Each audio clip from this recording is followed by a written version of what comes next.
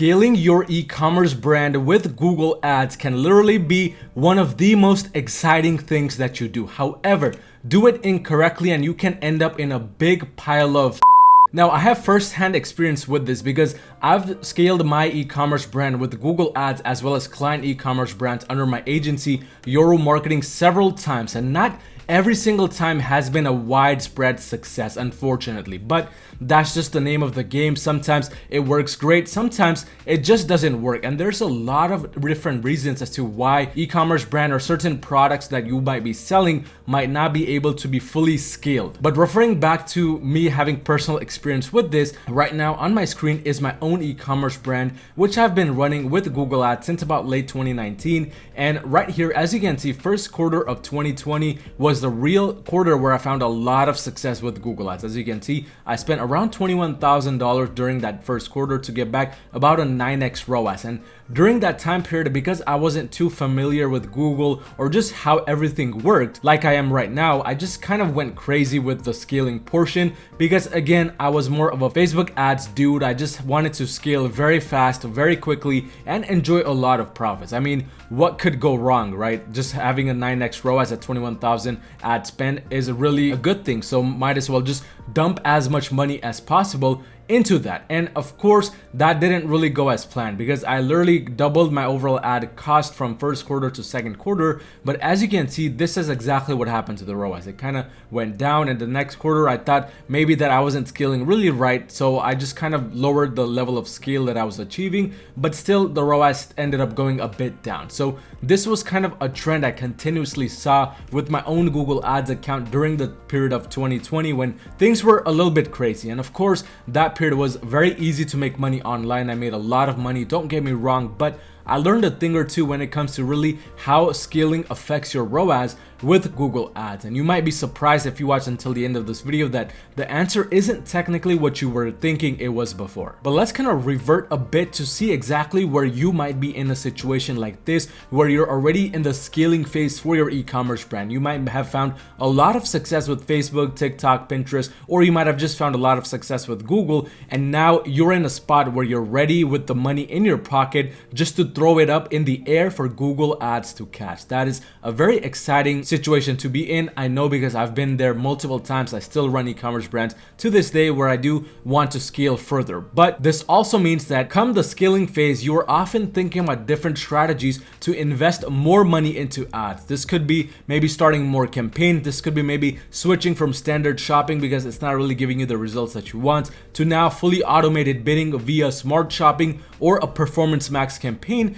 This could also mean just increasing the budgets or the bids as much as possible until your campaigns are spending the maximum amount of money possible. Alternatively, other people go a different route and they want to scale further by just adding more products. Regardless of which route you go, you need to know exactly how your ROAS is impacted via the scaling phase. And it's a very unfortunate thing when you come to realize that once you start spending more money on these different variety of strategies, you actually aren't really getting the desired results you might really were hoping for. And this store right here, which is actually an e-commerce brand under my agency, Euro Marketing, is a perfect example of literally what can go wrong when basically scaling. Now I'm looking at the time period of October 1st, 2021, because I did take on this e-commerce brand late October, so that's what I'm looking at in terms of the overall results. So October 1st, 2021 to November, we can see the cost was a little bit through the roof. So it was kind of low in October, then all of a sudden it increased in November to 6,000 euros,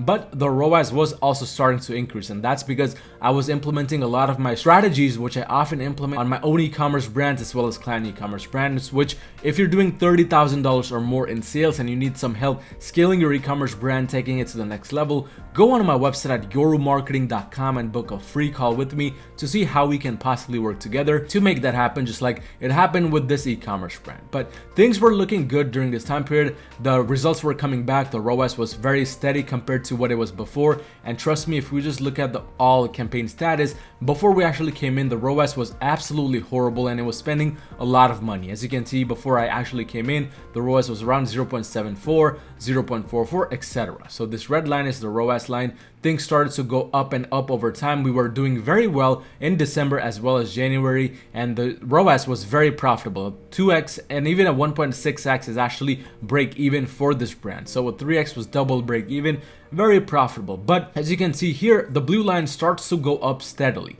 and we're looking at right now the weekly time frame. But over the weeks of January, February, as I start to scale more and more, the cost does start to go up. But notice what happens to the ROAS. So during this time period from basically January 31st all the way to March 21st, the ROAS is very steady. It's basically supporting the scale.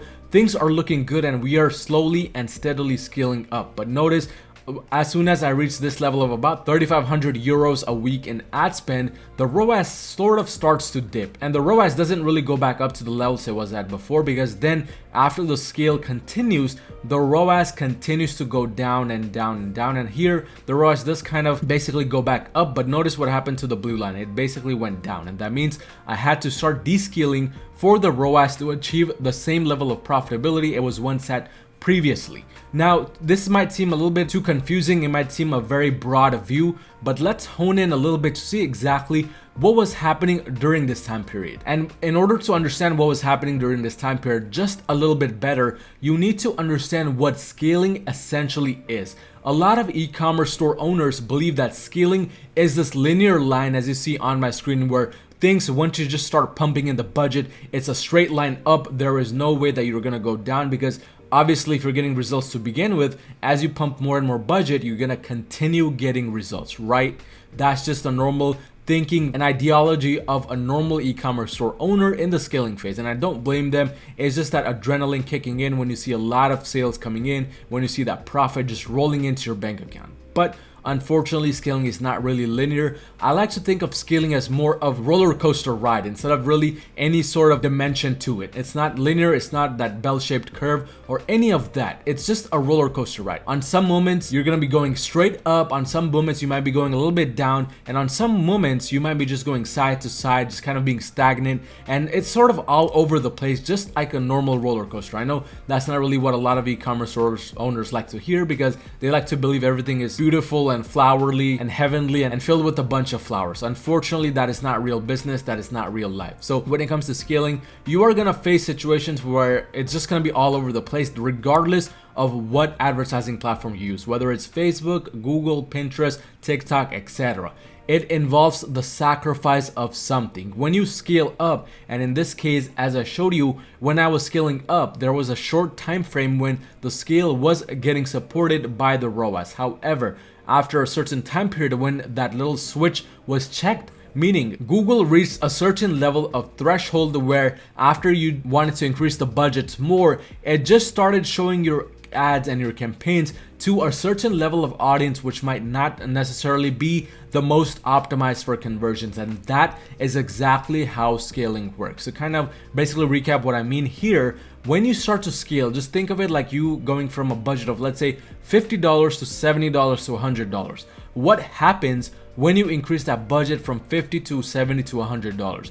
At a $50 a day budget, you might be showing your ads to, let's say, an audience size of 1,000 people. When you increase that budget from $50 to $70 now, what you just told Google is you told Google to go out and use up all of that extra budget of $20 which you just gave to Google, and to go out and find even more people who might be closely related to the products you want to sell, or might be closely related to the audience which is buying from you. So now the audience size of 500, 1,000 increased to now 1,500 to 2,000. So that means about 500 to 1,000 new people were added to your original audience. This means there are a lot of new eyeballs, a lot of new people with different personalities, different market likings, etc. And while a lot of times that 1,000 original audience size might just want to buy your products like crazy because they're the audience size from that whole that just loves your product and everything related to your product, this additional 500, 1,000, 2,000 people might necessarily not be as inclined to buy your products from you. And what happens in that situation is now you're spending $20 extra per day, but just because you're spending $20 extra per day does not mean you're maintaining that same level of ROAS or profitability.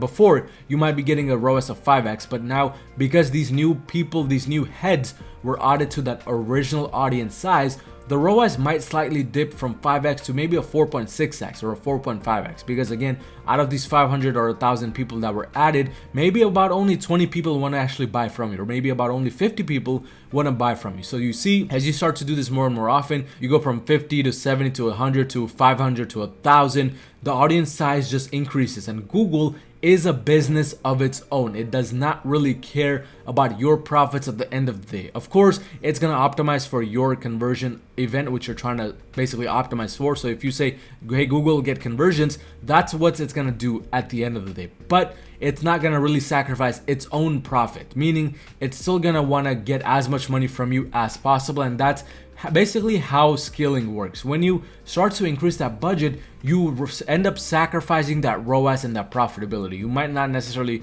sacrifice conversion value, because the conversion value will definitely end up going up. But ROAS, as you saw with this ad account right here, does start to go down until that time period when you kind of step in and you take those security measures to stop this loss of profitability. And the security measures here can range from just lowering the budgets to maybe shutting off certain campaigns to maybe even just shutting off certain products. That's the highest you can do in terms of the overall security measures when it comes to kind of maintaining your ROAS, maintaining your profitability. Essentially, what is happening is you're opening the door, the gateway to Google going out and finding a larger pool of people out there in the market who might want to interact with your products. Again, this is going to lead to some sort of sacrifice, and this doesn't necessarily mean you just won't be able to really scale past a certain level. It just means that you will need to kind of now slow down a bit on the scaling, focus on the profitability. This means focus more on optimizing your current products, making sure they're the best possible versions that you can have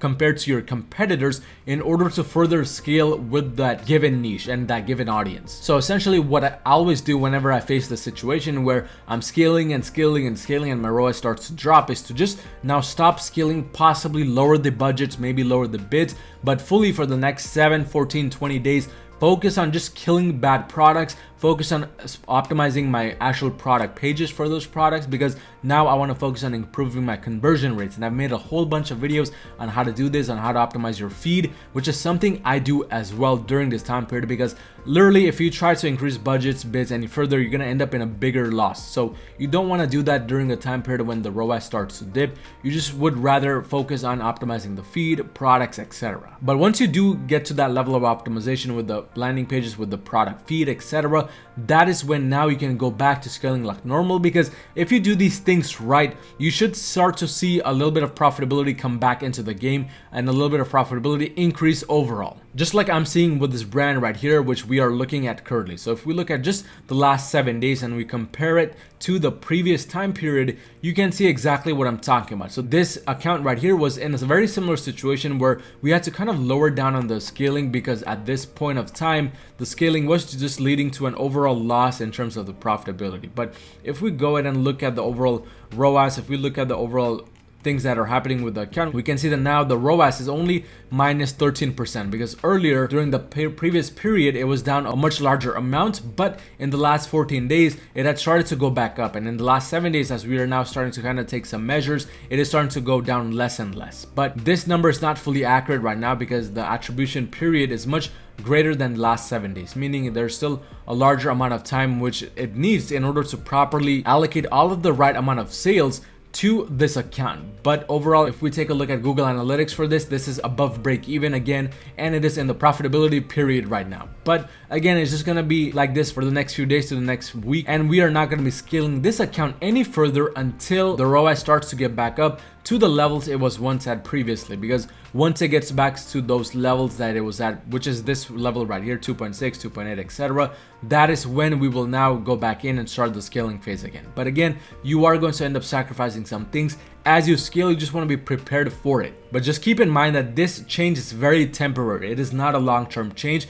as long as you play your cards right. So if you're noticing that your overall ROAS, your overall conversion value is starting to go down, take accurate security measures. Don't just let it continue to go down and continue to scale, because you are seeing your conversion value go up and up. Because at this time, you want to kind of sacrifice your conversion value to get back your ROAS and your profitability. So again, you are going to be sacrificing something at every given time. But that is basically how scaling affects your ROAS when it comes to Google Ads. If you need any type of additional help with your Google Ads account, if you want to scale your e-commerce brand further and you're already doing $30,000 or more with your e-commerce brand, go onto my website again at yourmarketing.com, book that free call to see how we can personally work together to scale your brand further. But if you found any type of value in this video, destroy that like button and destroy that subscribe button, and I will see you in my next video.